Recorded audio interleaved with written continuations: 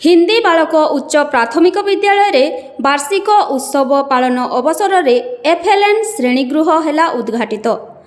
22 December 2025 सोमवार दिन पूर्वाह्न 10:30 समय रे हिंदी बालक उच्च प्राथमिक विद्यालय रे वार्षिक उत्सव पालन अवसर रे एफएलएन श्रेणीगृह उद्घाटित हो जाइछि।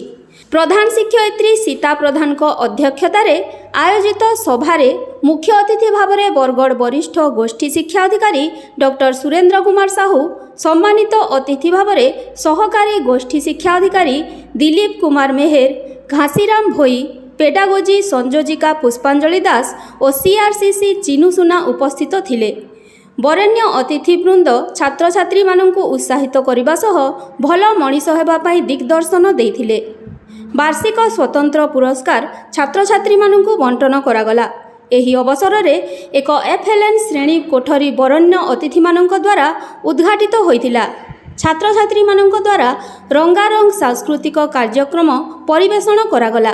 कार्यक्रमटी शिक्षयित्री नमिता पट्टनायक संयोजना तथा परिचालन करिथिबा बेले समस्त शिक्षक शिक्षयित्री सहयोग रे कार्यक्रम सफल होइतिला।